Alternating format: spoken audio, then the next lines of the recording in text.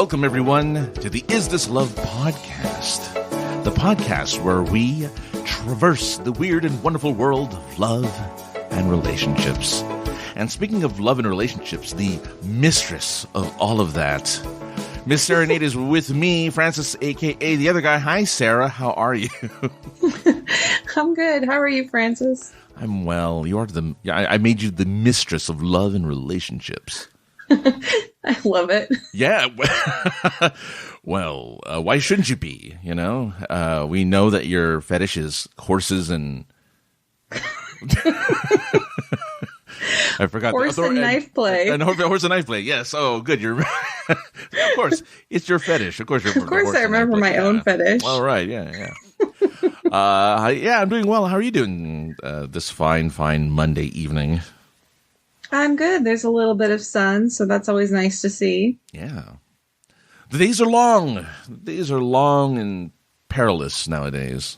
Or something like perilous. Is it perilous? I don't know. Is it perilous? Maybe I meant Paris. Maybe that's the word I was looking for.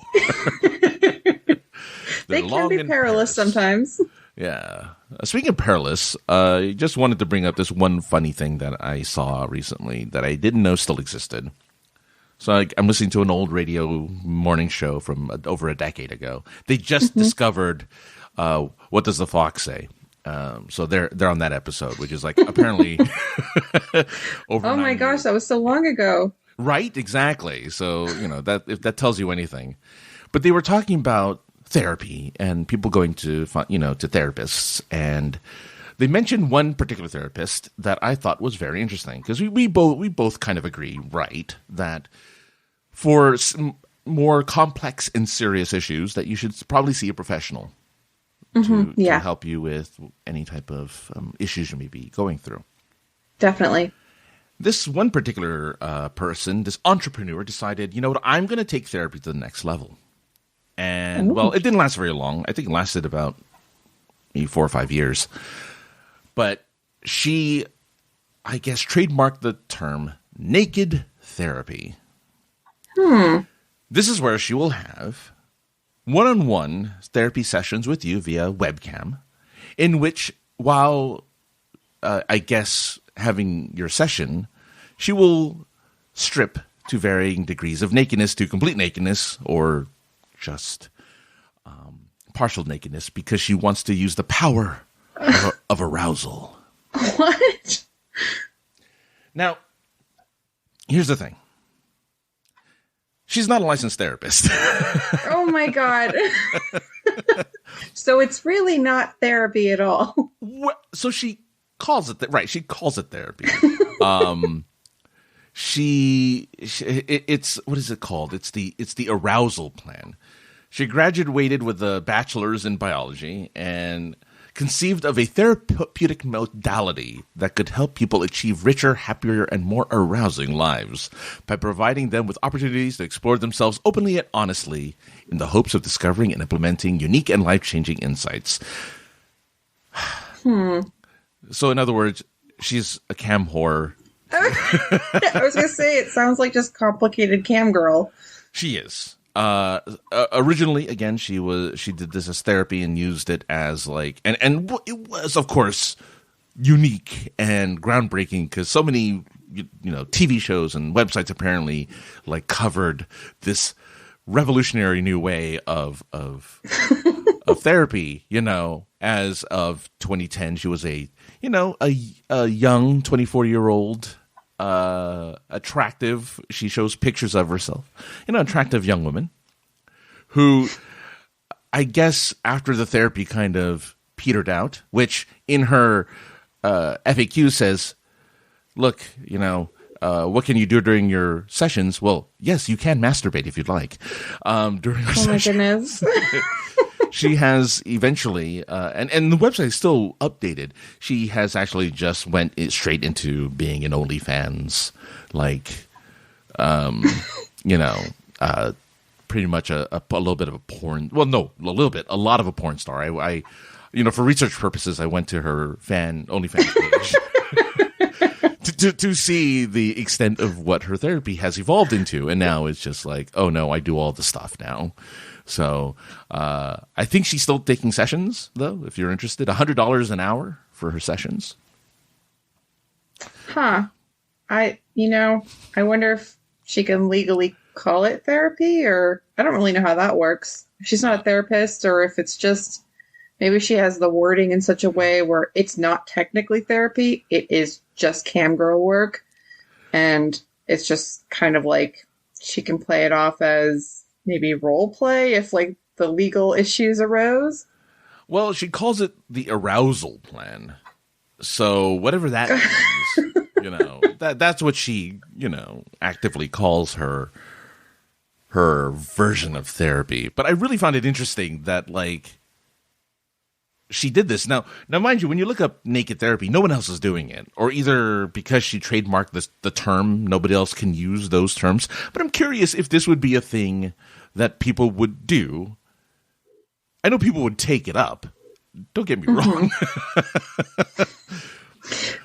But yeah, she was and she was also voted one of Wired.com's top 10 sexiest geeks of 2010. So oh goodness. I just found that very funny to me that this is a thing that happened and she did for a while, and I may still be doing for, again, $100 a session, which again, research wise, I looked it up, and in order to spend the $100, you don't have to use PayPal. No, don't use PayPal. Don't use Venmo.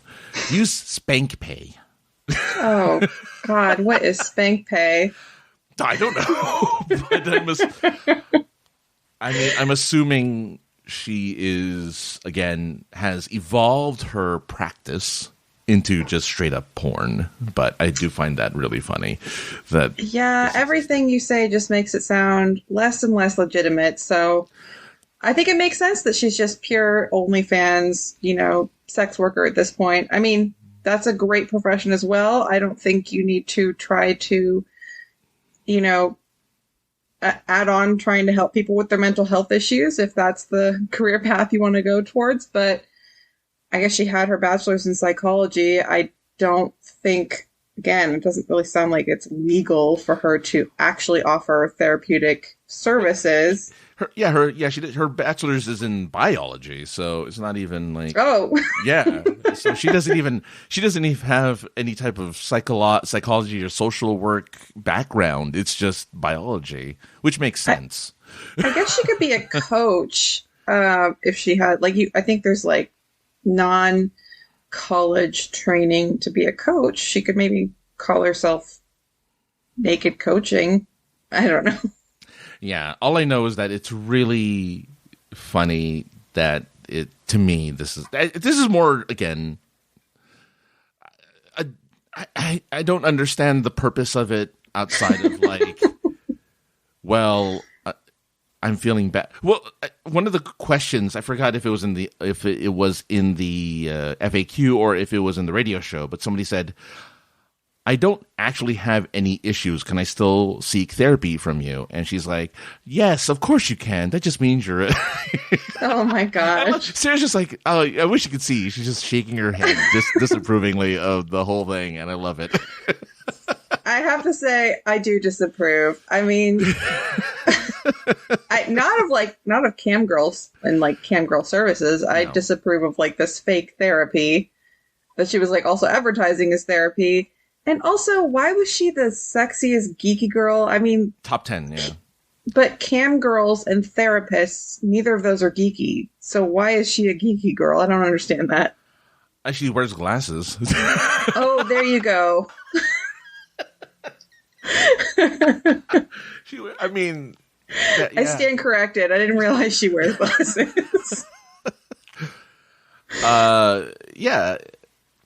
It's so funny. Yeah. But I mean, it is. She look even in the website descriptions, like there's sessions with therapists and client talk, and she calls herself a therapist, and she calls her clients, right? And she, it's all about arousal. Anyway, I know I'm kind of, waxing on about this. Again, it's more, just fascinating to me. But, last thing. Okay, last thing here.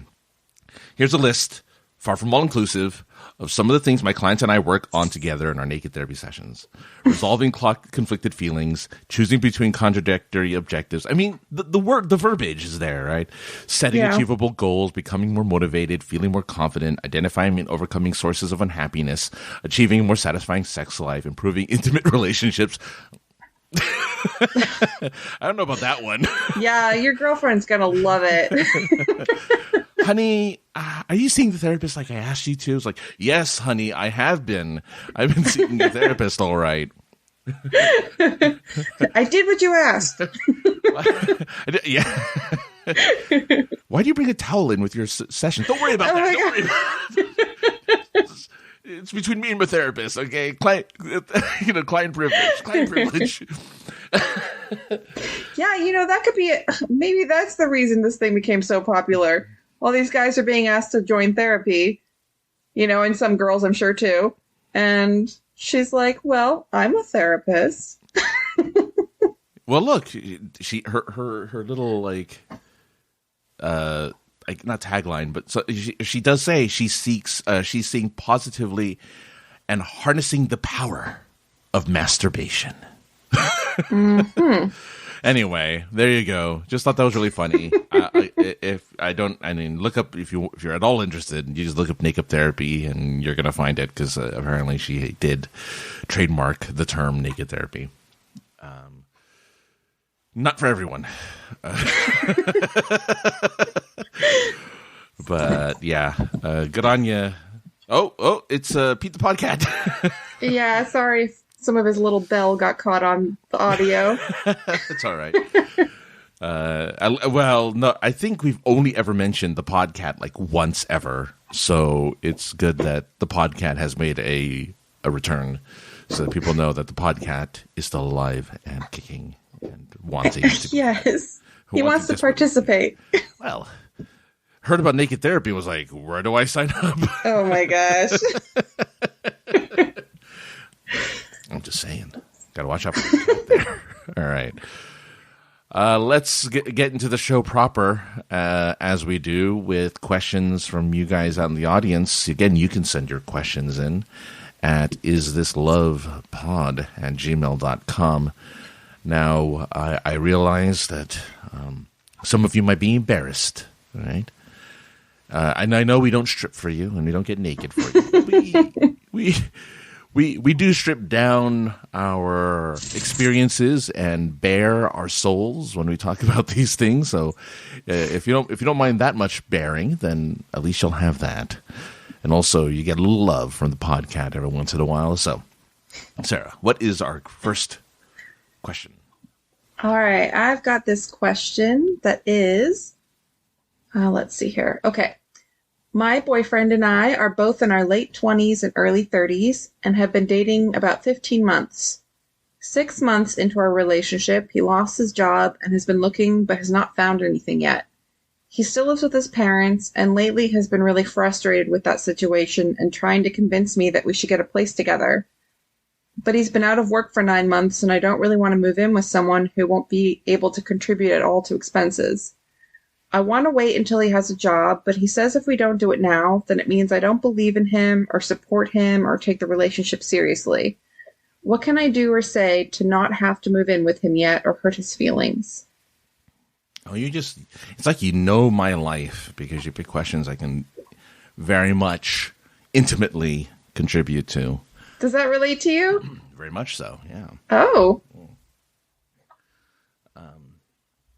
But I guess before I get into my thing, no, please let me. What do you think? What are your thoughts on this? As a woman who, if you were in this woman's position, mm-hmm. How would you feel about? Well, I guess that there's a few things to consider. Like, what's the reason, not to move together? Because if she can't afford it. If she cannot afford two people's expenses, like a 2-bedroom apartment, food, bills, all that. Are they sleeping separately? Oh, well, maybe one's like an office. I don't know. I don't know. Okay. It's something bigger than what a single person would need, I imagine. Sure. Then, that's like a reason right there. You don't really need anything more than that. You could just say I can't afford it. But let's say she could afford it. She really could afford to have him live with her and not have a job. Then she needs to talk to him about what he would need to contribute until he has a job, right? Like, what kind of household chores can he do more of since he's not working all day like she is? But he's been living with his parents for all this time, so she can kind of see or talk to him about what all do you do at your house now? Like, what kind of contributions do you make now at your parents' house? And a lot of times it's not as much as you would make with a significant other. So I can understand her hesitation for sure. I think that this is a conversation to have. Don't just jump into it to not hurt his feelings, because you will grow to resent him if you're working all day and he's just sleeping or playing video games all day and you're also taking care of everything else. Mm-hmm. I would say worry more about your feelings than his when it comes to making a big commitment. I mean, worry about both of your feelings, but think of yourself seriously first and what you will put up with. Yeah, I 100% relate to this scenario in the sense that I was him. I had when I was with my ex-wife before we got married, I was working, and then it was just to date it. It was during the great the Great Recession, I guess, of 2000, like 2008.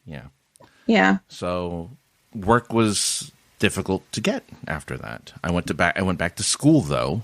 I actually during that time I looked for work for a while, and then I started doing part-time work and odd jobs, and I actually ended up working for her dad for a while. Actually, for like a couple of years, really. So I was working, but not like a real job, right? Because I was working as like he was a carpenter, and so I was his assistant essentially, and we would go to jobs and I would do work, and I was getting paid, and so I had a bit of a job, but it wasn't a real job, right? It wasn't a real like I work for a company, I get benefits, any of that stuff, right? Oh, right, yeah. Yeah. So this was like, here's some money.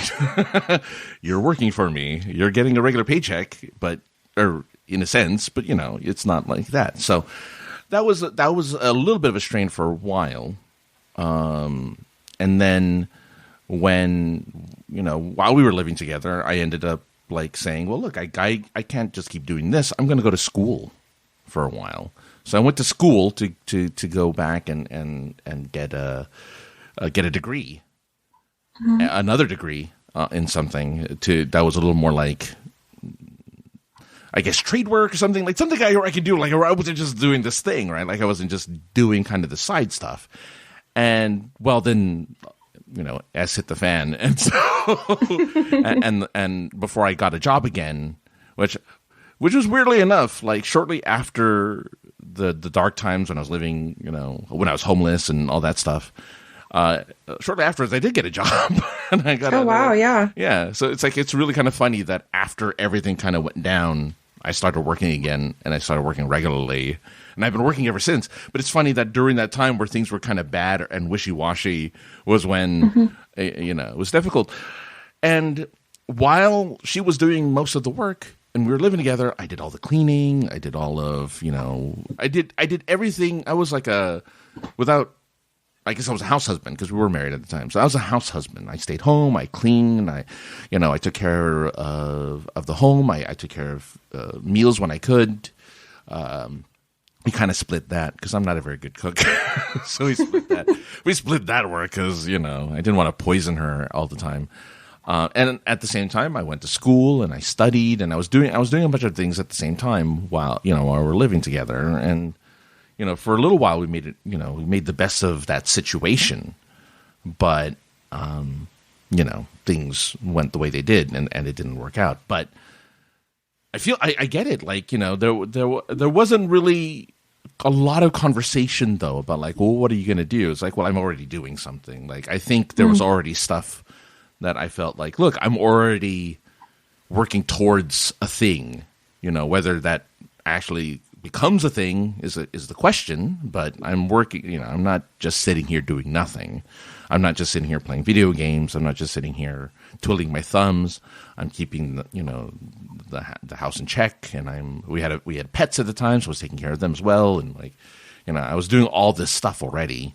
Where I'm like, okay, I'm doing this stuff while you're working, and I know it sucks because you're the only one working between the two of us, but I'm contributing as much as I can with what I have. Not enough, but that's okay. I understand. But yeah, so I feel for this couple because it's really tough to be on that other side and be like, well, because it's also kind of like it's also kind of taboo, right? For there to be the guy stays home, and, like traditional roles and stuff like that being reversed. Mm-hmm. That's kind of like, let's say, Sarah, you were an exec at somewhere and you were making, six figures easy every year.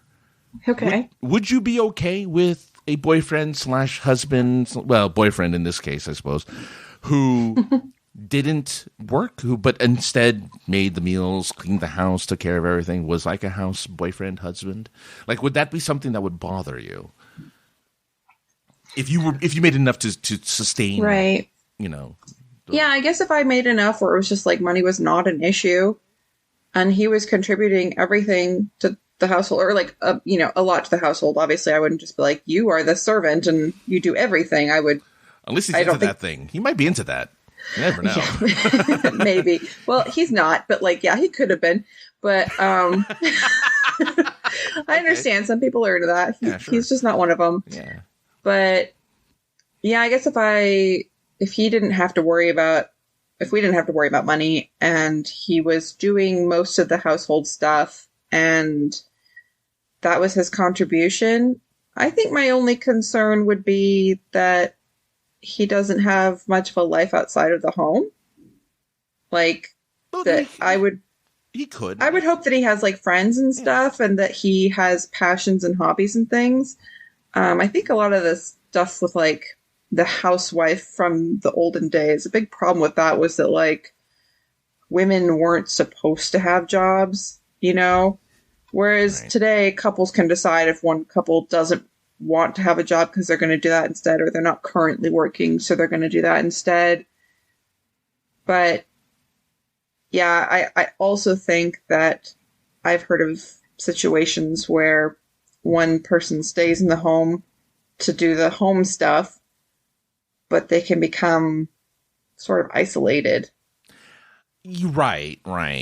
It can definitely, especially if you don't have that social network that would come from like an office environment or whatnot. But I feel like they could. Right. I feel like maybe they could adopt their old friends from the previous life before they became that. Maybe, I don't know.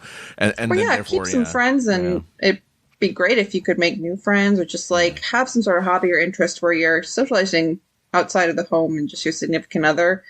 I think it's even back in the old days when like women stayed home, they usually had friends still. Oh yeah, yeah. Oh yeah, definitely. But I think in today's world, it's harder and harder to have friends that aren't in work. Right. So that's a consideration. But as far as like, if I was making enough money where it just wasn't an issue and my boyfriend or husband wanted to just kind of like keep the home for the most part, I think that's a very valid and legitimate contribution. Absolutely. Yeah. Look, I've never been in that position. I mean, I guess I was for that short time. But I wasn't doing anything like I'm doing now, where I have a lot more creative work. So, ladies, if you want to adopt me, I can, if you have the money. No, sugar mamas. I'm looking for a sugar mama right now. Yeah, no. Yeah, because I think about all the stuff that I'm doing now. I'm like, man, I would love to have more time in the day. My kingdom to have more time in the day. So but in this particular case, though, she may not, or I guess it doesn't actually specify whether it's a she or a he. So this person has a boyfriend of whom is not necessarily contributing to the relationship financially. Mm-hmm. Does that mean the relationship is moot and should not be a thing anymore? Again, they're saying, I feel like the boyfriend's being a little bit manipulative by being like, well, you don't support me and you don't take this relationship seriously if we don't do this thing right now. If we don't live together and you take on this gigantic financial burden for the two of us, right. Like that's pretty manipulative and it is, yeah.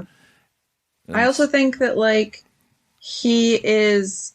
I have this feeling that he's getting frustrated being at his parents' house. He's like, I want to move out now. Yeah.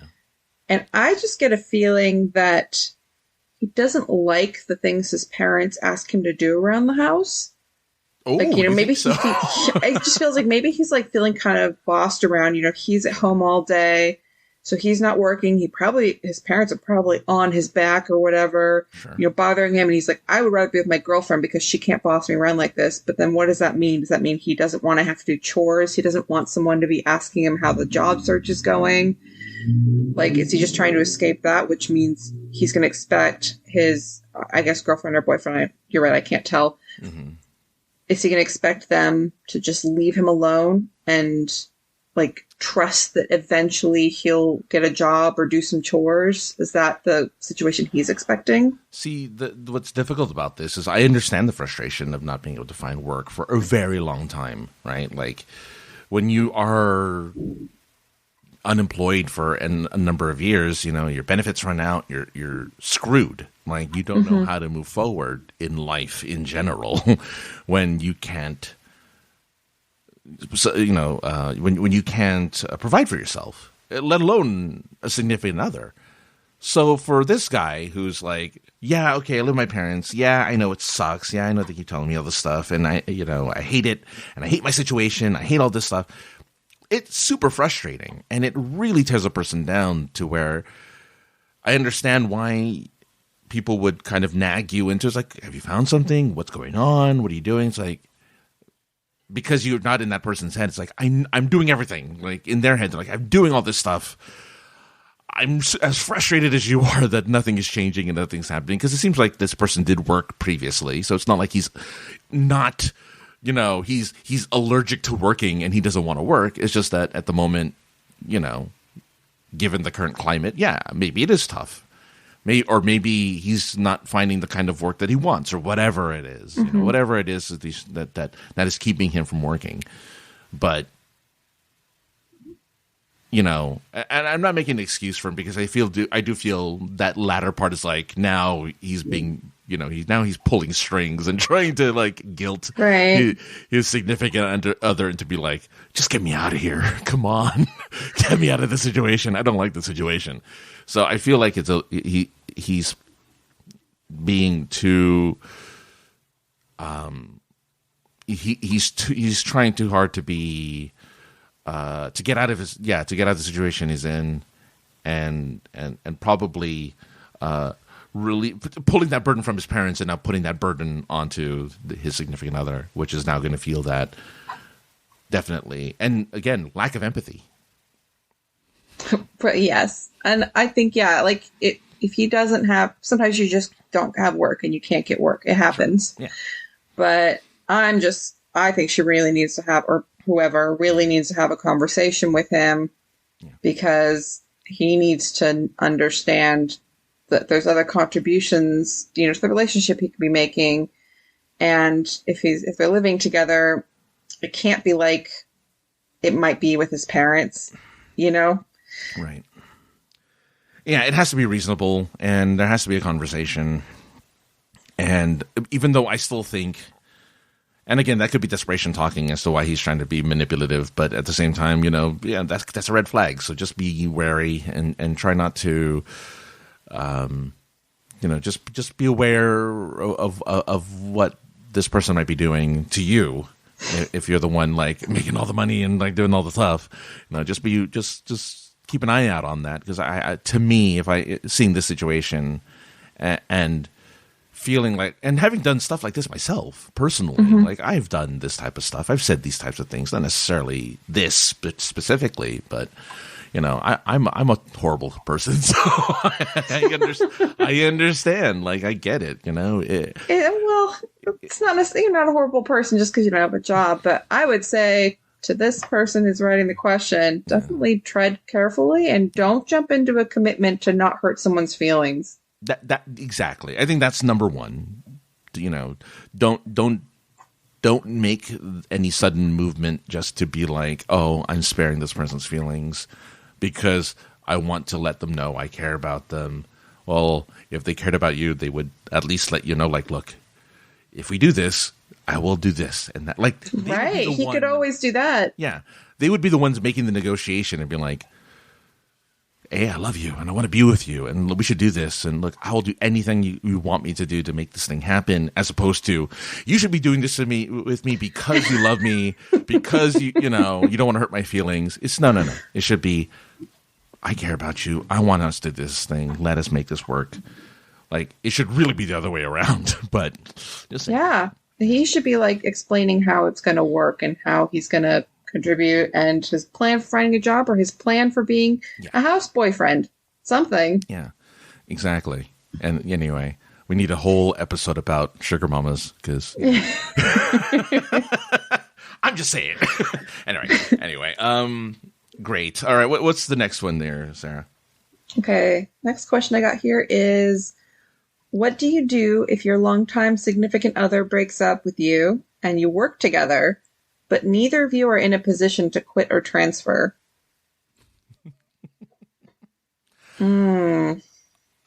I have fortunately never been in this situation. I don't know if you have. Not me personally. Have you known people to be in this situation? Oh, yes. Oh my gosh. Let's gossip, shall we? No. It is great office gossip, I will give you that. Oh, wow. This is, we need, first off, before we get started, let's get a water cooler so that we can stand by it. And then we can share these stories while we, stand by the water cooler. Which I just realized, like, people working from who've been working from home this entire time, I'm like, what's a water cooler? I don't know. Do people not know what a water cooler is? I'm joking. I'm joking. That was a joke. What's a stapler? I don't know. It'll be the case one day. There'll be people who don't know what it is. That's true. What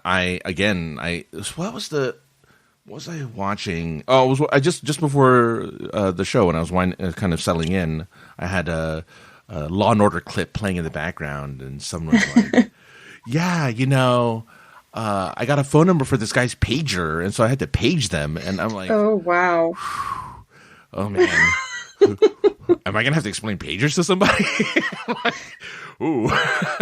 They don't even have restaurant pagers anymore. I mean, that's like what the pager industry became.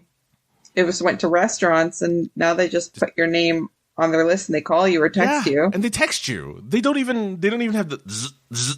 Oh, okay. So they go up now. No, it's now they send you a text and then they tell you where your queue is in the line. It's like, oh, well. Oh, I do like that. Yeah. I like when lines have become all automated and you can see where you're at. That's awesome. Oh, virtual queues are the best because you get to do other stuff. You don't have to stand in the line anymore. You can go shopping or browse the stores. Technology is amazing because we don't have to stand in line. We don't have to stand in line. Woo. Yeah, no, that's great. I'm so happy you don't have to do that anymore.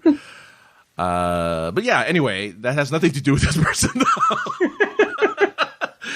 So, okay. So I guess, go ahead and start because I don't really know. I have somewhat kind of tangentially related experience, but it seems like you actually know someone who has been through this scenario. Well, I do know of at least one situation where meeting in the workplace led to a marriage. It's still going. Oh, so good. It's hard to say don't ever date someone in the workplace because it does work out sometimes. But my general advice is don't do it. Oh, Because my ex-wife was a coworker, so. oh my gosh. Well, okay. Well, then what's your advice exactly? Well, so you're not supposed to date. Well, the general rule is don't date in the office, which I feel like is harder anyway now that people are working from home. So it's not like it's the opportunity is there. Really. Right. The temptation isn't as high. But if you're the average person, very few people have social gatherings in places where they can meet people outside of work. Because quite often, most people go to work, and they go home, and then they sleep. They go to work, right? And then there's the weekend. And the weekend is doing nothing, because that's what everyone wants to do, is nothing. Right? Because they just spent a week of doing something. They spent 5 days of doing stuff, and they want a weekend where they just watch TV or chill, do nothing. So a lot of times, people's social environments are limited unless you go to the bars or the clubs, which if you do, great. But I think the vast majority of people, that's their circle. And so I feel like not most, but at least there's a good number of people who do find their significant other at work. And it's tough to do it that way, because you're right, because you have, it gets complicated. I feel like it is a high chance of very messy failure. So, I mean, you really got to evaluate the risks. I guess if you are working with someone and you guys just fall in love, what are you going to do? You're going to say no because we're coworkers? Yeah. That's hard. Yeah, that's tough. Especially since, depending on the type of place you work, there could be a bunch of departments and you're in separate ones. And there's like a lot of scenarios where it might be, a little more separated. Unless you work in like maybe retail or service industries, maybe that's a little tougher because everyone's kind of in the same place, in the same gathering areas, so it's tough. Again, my biggest experience with this kind of hookup and relationship environment was when I worked for the movie theater, where everyone was sleeping with everyone else, right? Like, I bragged that it was the one time I felt like a stud when I worked for a movie theater, because I was like, oh, wow, yeah, women are like, I was like, oh, women are interested, and like, oh, this is great, and all this stuff. So for, it was so strange to like, oh, you want to hook up? Okay, I guess so. I've never done that before, but let's make it happen. So things like that happened in a movie theater. It was really strange. You didn't really find that anywhere else. So... Anyway, I did maybe you so nothing. So when you were a barista and when you were slinging pizza, you weren't like, but you there was a situation where you were working by yourself anyway. So I guess you could have flirted with yourself, I suppose. Well, at the pizza place, it was usually me and the delivery driver, and I was a teenager, and he was quite a bit older, and he did hit on me a lot, and it was really gross.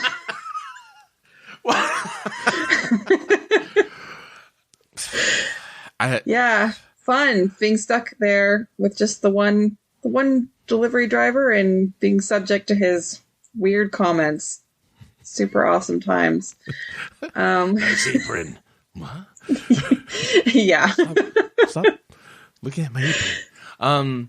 No, yeah. I understand. I understand. I saw that. I worked at a company. It was funny because I was, and I wasn't inappropriate or anything at this, but there was a company where I worked where there was I was in my 30s, and there was a younger employee who was like a administrative assistant, but she was like barely 18. And she would wear clothing that really accentuated her chest areal area. I don't know why, but she did. And I worked with other women who are like, you need to cover up. Yeah. We're like, we know Francis isn't like this, but you're just showing off everything to the one single dude who works in the office, because I was the only single dude in the office, and we're a small office. But they made her cover up because I was there. But then, she invited me out to coffee after work that same day. She wore something super revealing, and I understood why, because she was literally falling out of the top of her shirt. And I was like, oh, I see why they made you cover up. Yeah. Like, I get it now, but it's after hours, so what are you going to do? I mean, I was just friendly. I wasn't, like, trying to hit on her or anything. I was just, I don't know. She was looking for a friend, and I'm like, I guess. Whatever. But, well, when I was younger and I worked at a front desk office, I did one time get told I had to put an undershirt on.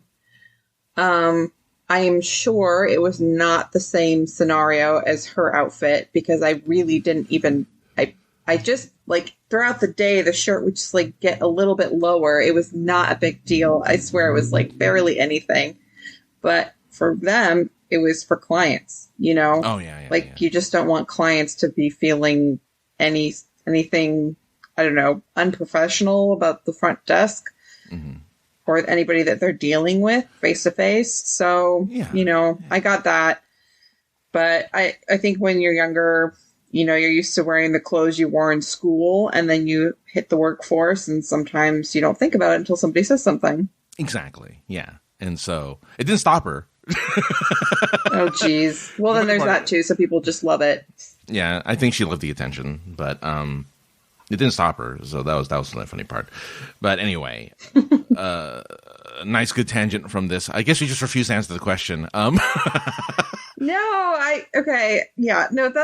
realize that that's not exactly the answer to the question. I think my answer is, if you really can't, if neither of you are going to leave your position and you're stuck working with them, just try to minimize your time around them as much as possible. Keep it super professional, casual talking to them. Like, be nice, obviously, but just try to keep it super professional. And I know you probably have feelings left over, and that's going to be so hard.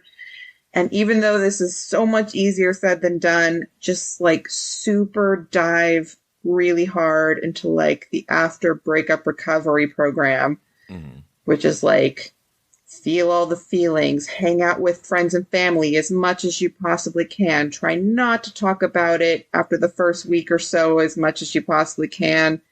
Work a ton on yourself and your self-worth, and watch all the sad movies and everything you need to do to just, process those feelings, because you're in a tough situation. Yeah. And take it easy on yourself as far as, this is going to be hard, and recognize that, and be nice to yourself when you're having a hard time.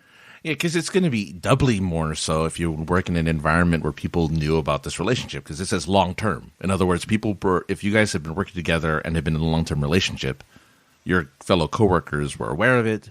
That's true. They knew what was going on. And they will be, not necessarily they'll pick sides or anything, even though they may.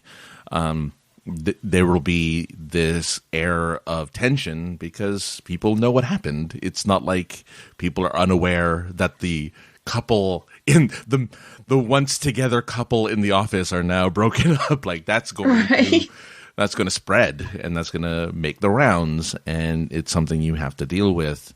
Ideally, even though you cannot quit or transfer, I don't know if that's an environment that you can because again, you're not just working. It's not just the two of you. It's an entire office now that knows this information, and that's kind of hard sometimes to cope with and to adjust to. So, yes, maybe you can't leave at the moment, but I don't know how long you could keep that. I mean, unless there's something cordial about it, or there's a friendship that evolves, like you just stay friends. Yeah, then maybe it's something that can be done, and it shouldn't be out of the picture. Maybe you should try to be friends with this your ex. But when people know. Yeah, actually, that's a good point. I think if you're in a situation where everyone you work with is also somehow involved and it's becoming hostile at all, I think, some jobs are just not worth it. Like, it gets to a point where maybe you love what you do, but the culture is really important too. And like, your mental health and your social health, sometimes you just have to make a leap and say, this is really bad for me. Maybe I'm going to take this other job that's not my favorite for a while, but I can't be here anymore. Yeah. Oh, yeah. I agree with Sarah 100% on that one, because I even thought like, well, then how do you guys move on too, right? If you guys have broken up, can either of you be in another relationship? Because I'm certain that'll make the rounds in the office too, because people will be aware, and that's just going to be so much harder depending on how you handle those situations. So I think Sarah's right. Just take the McDonald's job. Pete the Podcat agrees. Take the Did you hear him? The Podcat is loud. He can be quite loud. Yeah.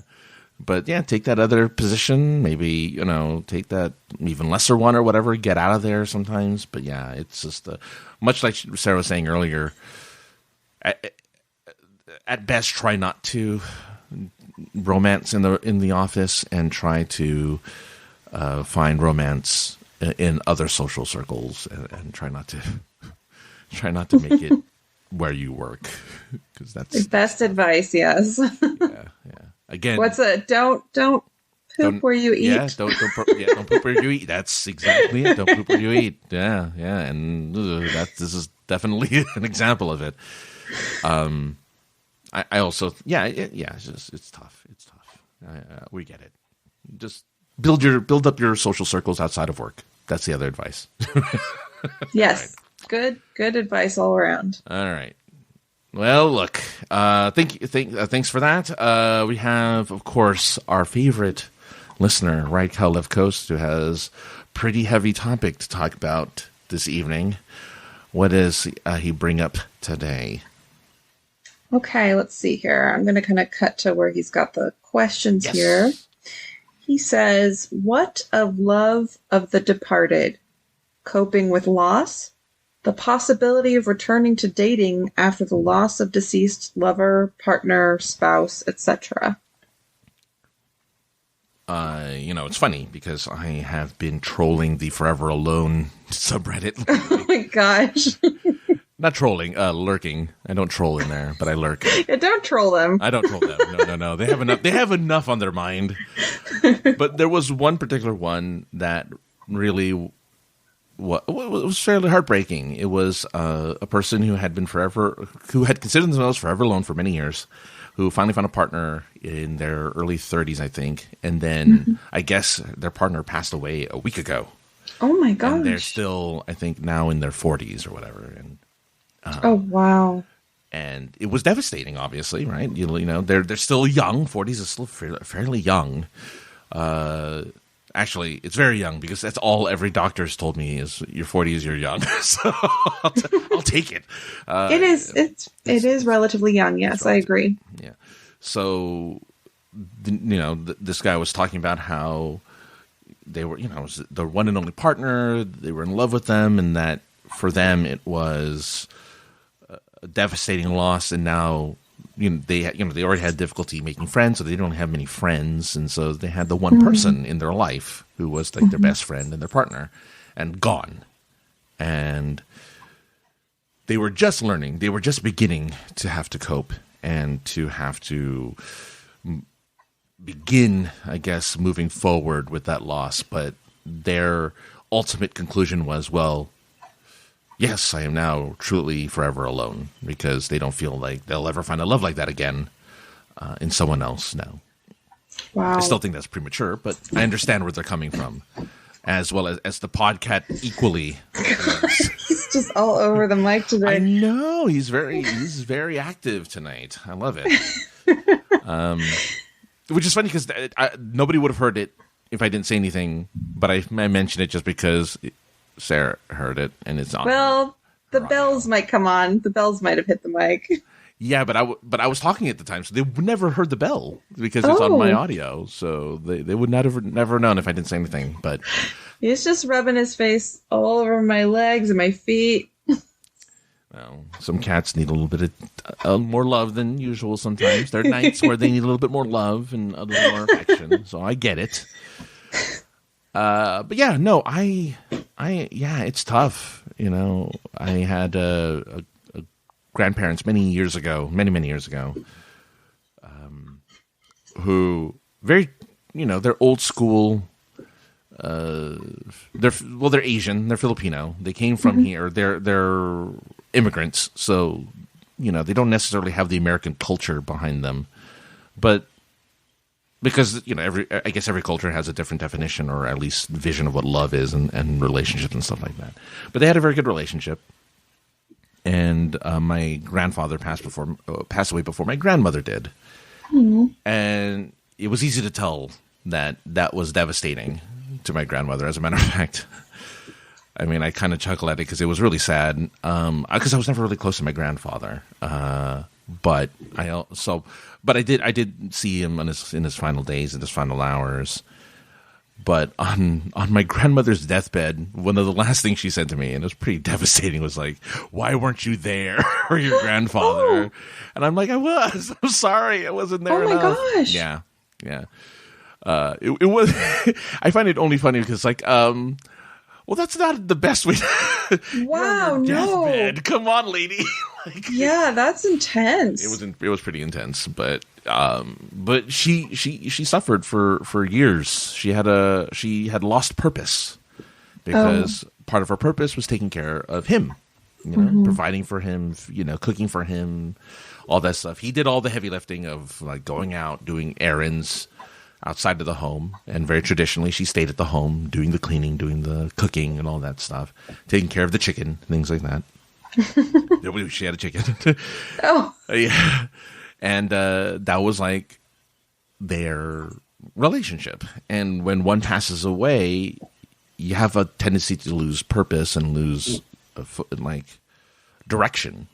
And she had a very hard time. And as such, I would say maybe, I don't know actually how many years later, but I would say maybe 3 or 4 years later, she passed away herself. Her health just deteriorated after that. So it's tough. It's a very difficult thing. Now, when you're younger, I guess it's a little bit different because you technically have a lot of years ahead of you. But studies have shown that much like divorce, especially for men have a really hard time coping with the loss of a spouse or the loss of a significant other. When it's divorce, it's suicide. I think for when it's because there's I don't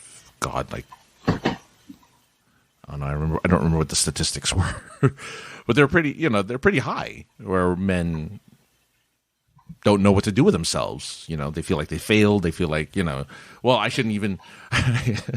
As a person who's been through it, you feel like you failed. You feel like you aren't good enough. You feel like you feel worthless because you couldn't maintain this. You couldn't keep the person you were in love with in your life. Now, mind you, if you're the one divorcing, it's a little different. But when you're not the one that wants a divorce and you're being separated from, it's devastating for a lot of men. Now, I'm not saying it's not devastating for women, but I for some reason when I did a lot of research after the divorce, I'm like, oh yeah, men. I still believe this. Men, I feel, need women more than women need men. In the sense that for a lot of women that I have talked to and have known, they have they have a more robust support group. Oh yeah, that's true. And they're expected to make and feel feelings, and they're allowed to feel devastated, and they're allowed to feel upset. When you're a guy,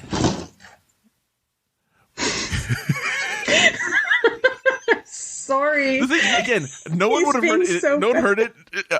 But boy, the podcast is just really antsy tonight. I love it. I think that's the title of the episode is the Podcat strikes again. Oh yeah, use that. Go ahead. Come on. Get him a little bit. I have to spray him a little with water to get him to get out of my business. Ooh. He's just chewing on everything, too. Oh, man. Is it dinner time? I'm sorry, I had to. He's looking at me like, why would you do that? Because you're chewing on things.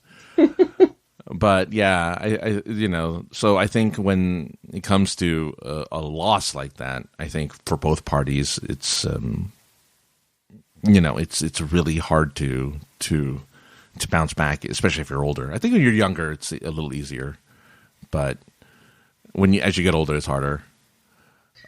Yeah, that makes sense. It's actually interesting. You said men have a hard time with loss. I actually read a statistic recently from a study. Now, does not paint men in a great light, but it might.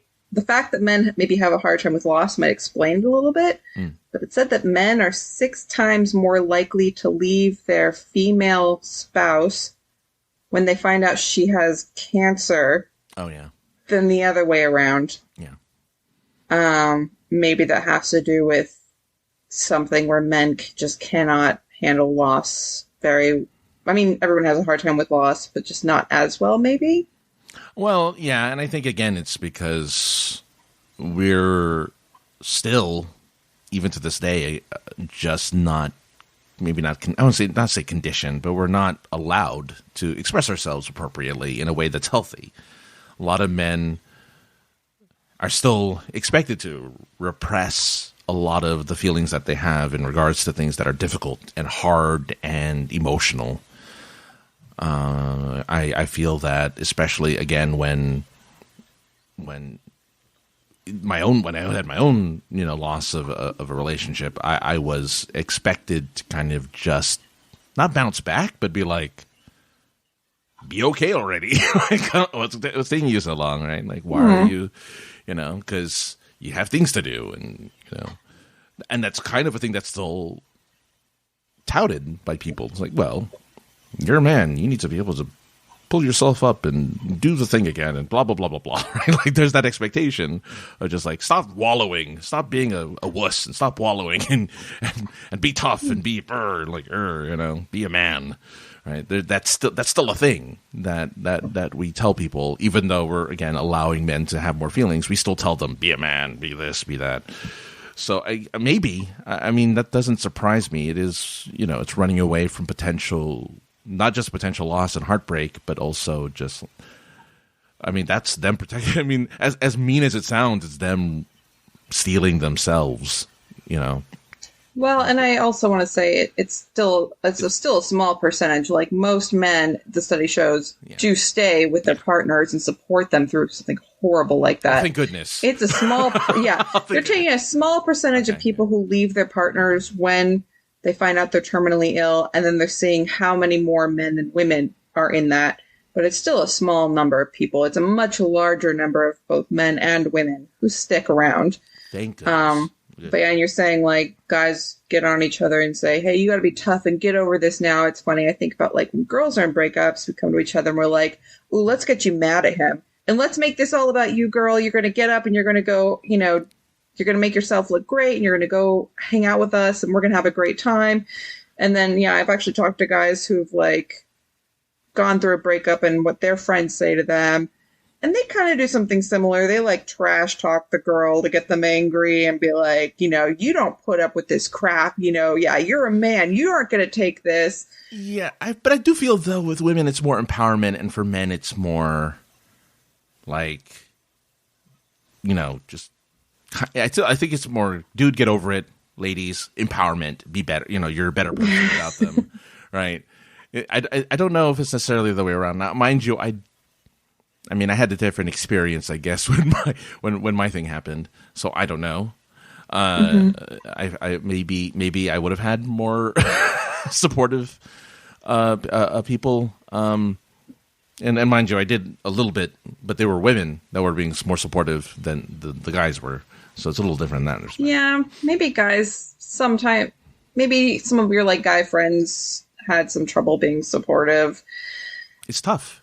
It's not easy. I understand, because being emotional and being that kind of supportive, there's a little bit of, like, there's a little fear in there, I guess, from other men. It's like, you're getting a little too intimate with this whole situation, being whatever. Like, I feel like there's a little bit of that going on where there's like, Oh.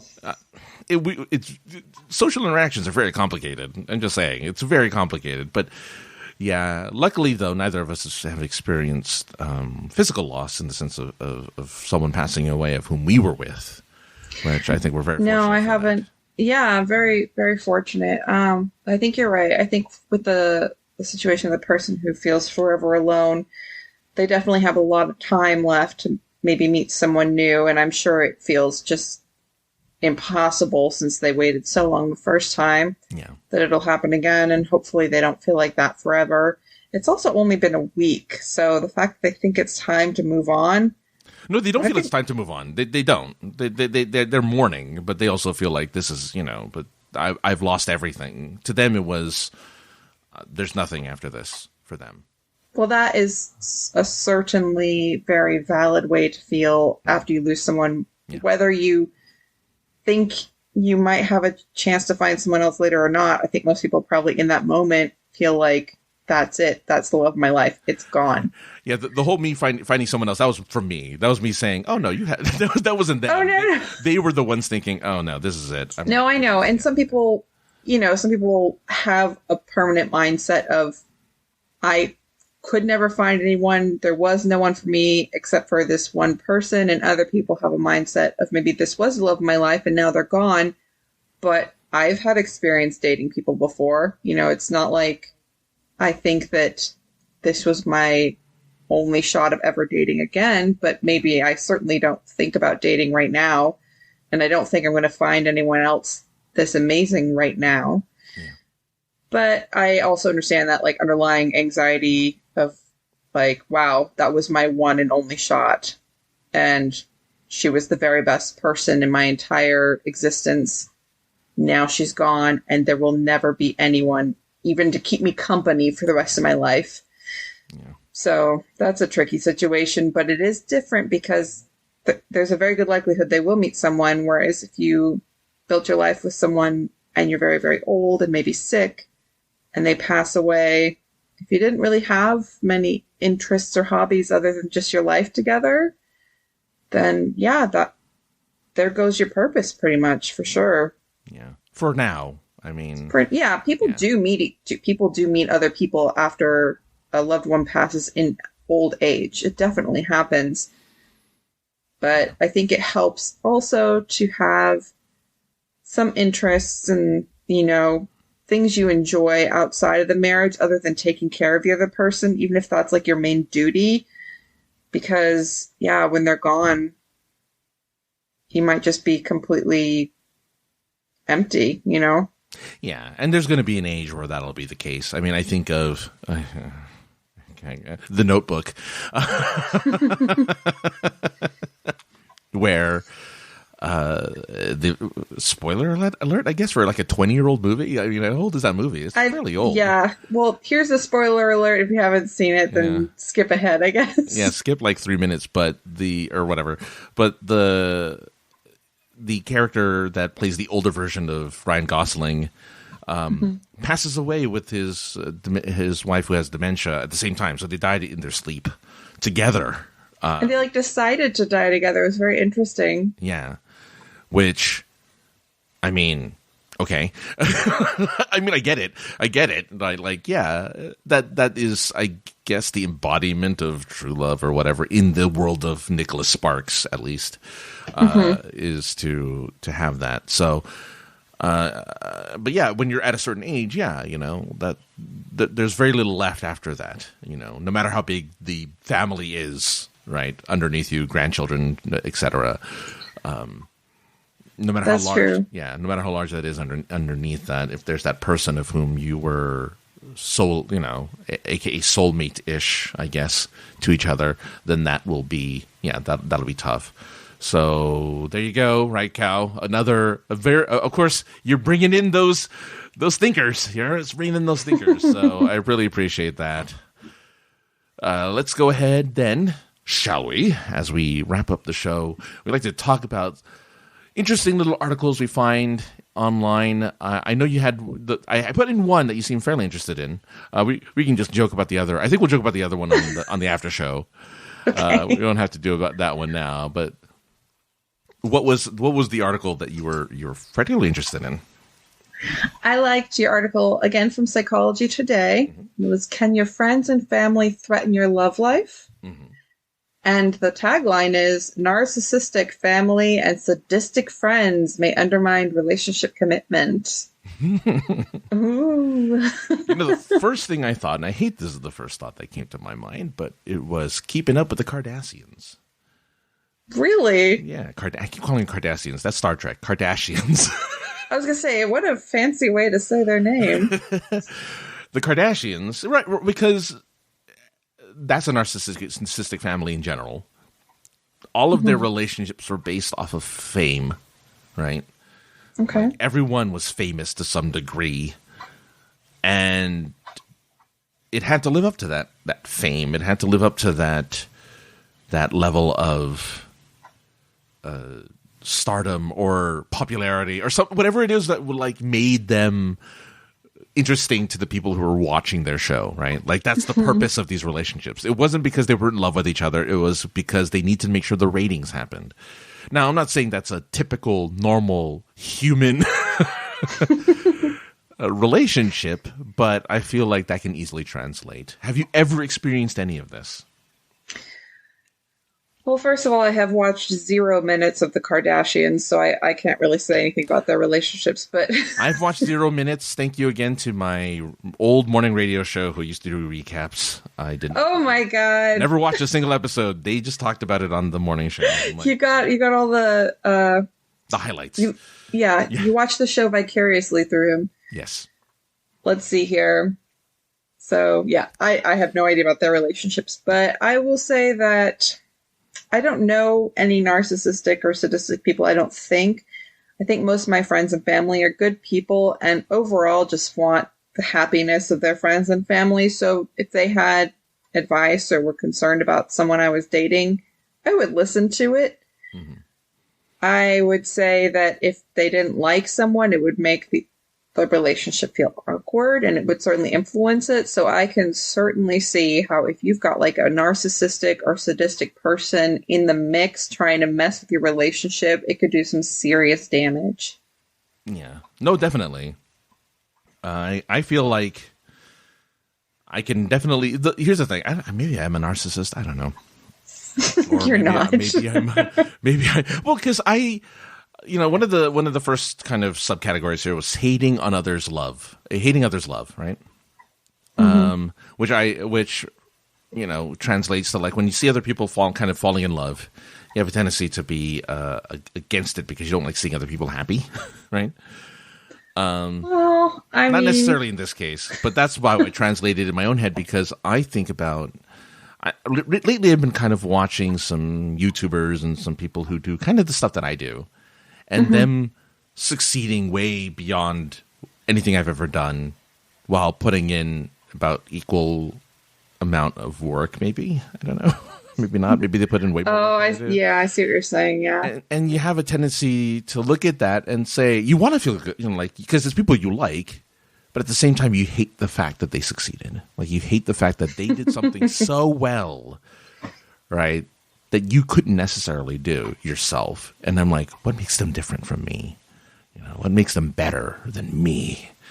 And I do the same things they do. I make the same stuff they make. Why are they better than I am?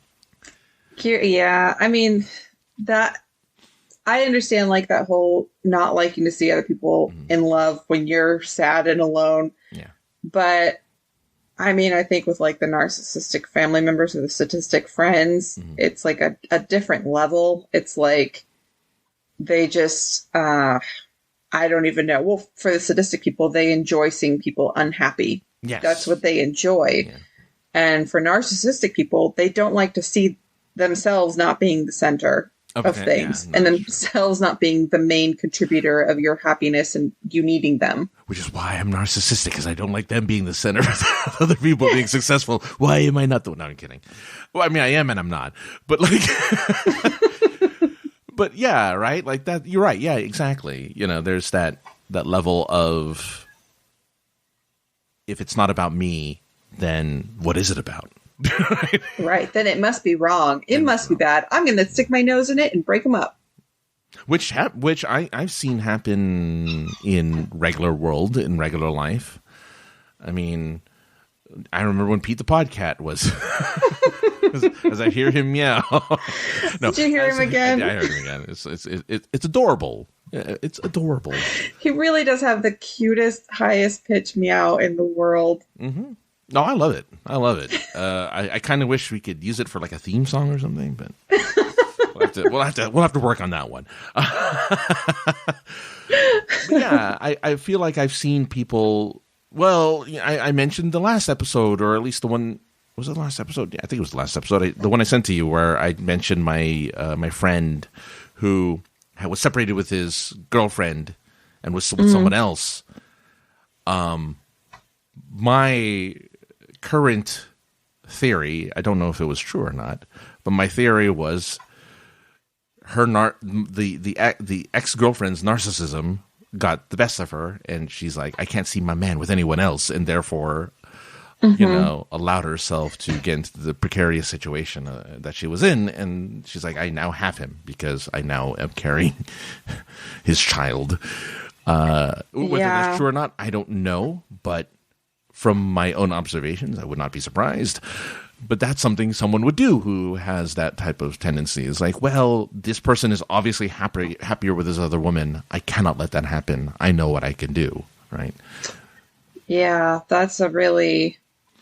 I think that's a not terribly uncommon thing after a breakup, when someone dumps someone else and then sees them being maybe more relationship successful than them, and they start to get jealous and say, well, he was mine first, or she was mine first. That's certainly not a good basis for a new relationship with that person. No.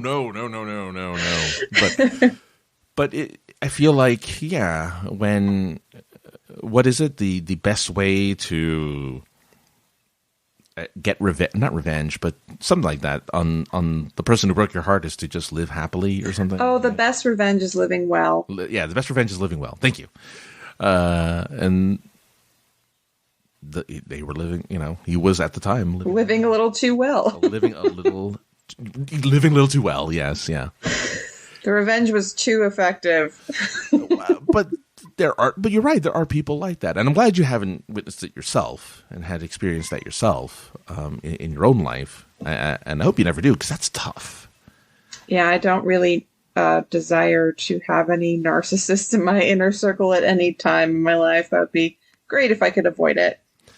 But I understand where people are coming from. I hate to say that I understand where they're coming from in that respect.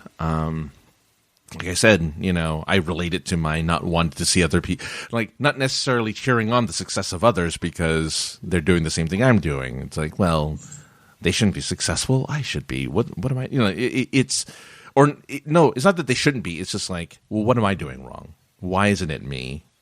Mm-hmm. When in reality, it's like, well, they're just better at it, and or they have a niche that they're filling, or they're doing something that is superior to what I'm providing, or whatever, and it's tough to that's a hard pill to swallow.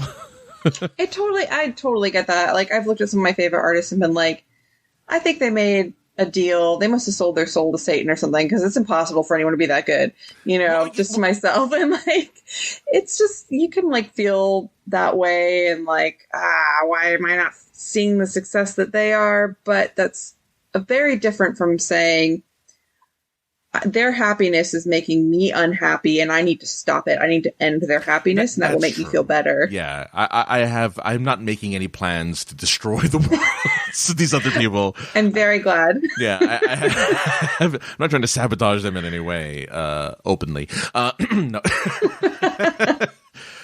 But I get it. Yeah, I feel the same way also with people who have successful relationships sometimes too. It's like, wow, I know that guy's an a-hole. Why are they in a happy relationship?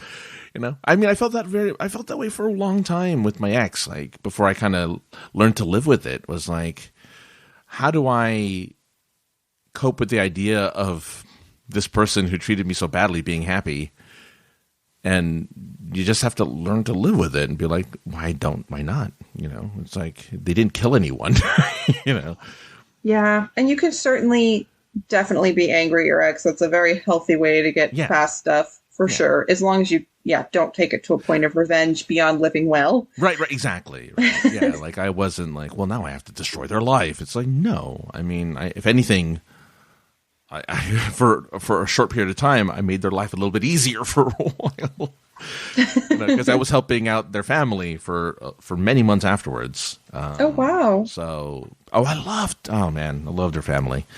Yeah, that's hard. And I did everything I could to make their, because they were going through their own transitions of stuff, and I did everything I could to make their lives a bit easier and quicker and better and stuff. And it wasn't easy, I'll tell you that much. But it wasn't their fault or anything, so I wasn't going to take it out on them. But yeah, it was a difficult time. But yeah.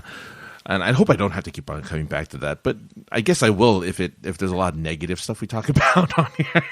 Well, your experience can shed a light on a lot of topics. That's true. Yeah. I guess so. I hope so. But anyway, don't be empathy. It all goes back to that again. Even in this article with this Psychology Today article, it's all about empathy again. Right? Like, you got to figure out why they're doing what they're doing, see it from their point of view, and, don't destroy relationships. Yeah. Or if they're trying to. If they're trying to. If they're like with someone really, really terrible, I don't know, that's a tough one. People usually don't even want to say anything in that situation, but, that's tricky. I did. I tried saying something when my friend was in one, and it didn't destroy the relationship, but they just like, I don't believe you. Right. And then they discovered, oh yeah, well, you're right. There's like nothing you can do or say almost ever to get them to stop seeing someone is terrible for them. That's unfortunate. It's tough. Yeah.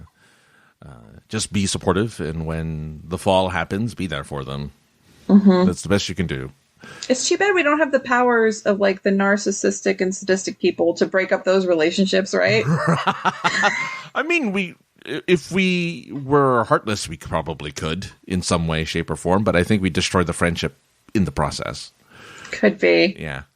It takes a ruthless kind of person to do that kind of stuff. Yeah, you have to be really kind of conniving. Oof.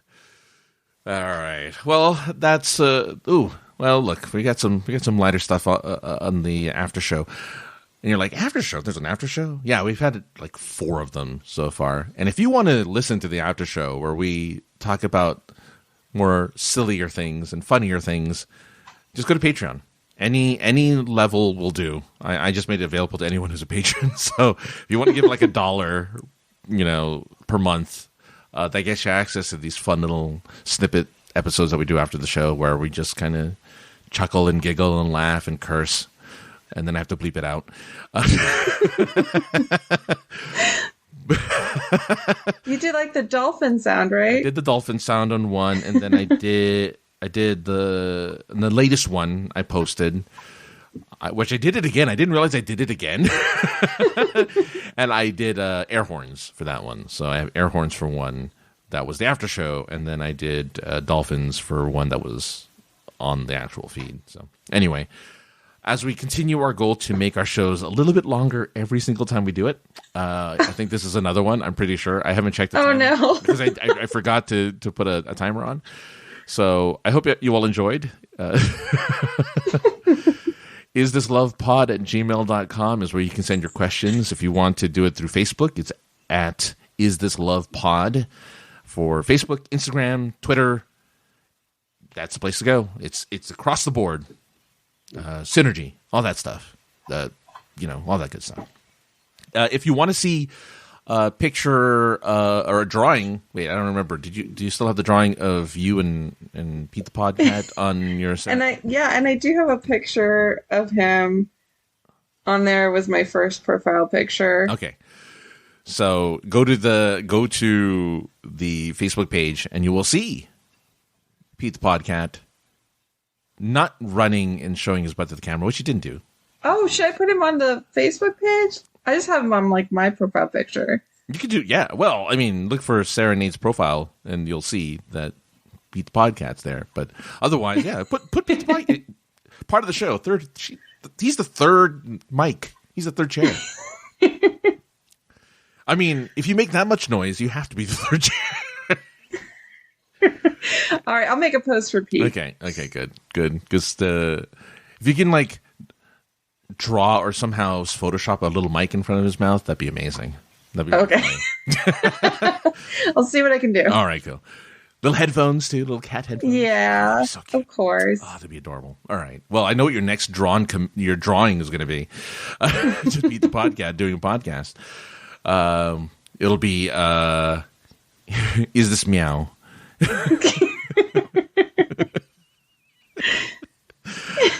Oh man. SincereSarcasm.net is the website. If you want to leave a comment there, go for it.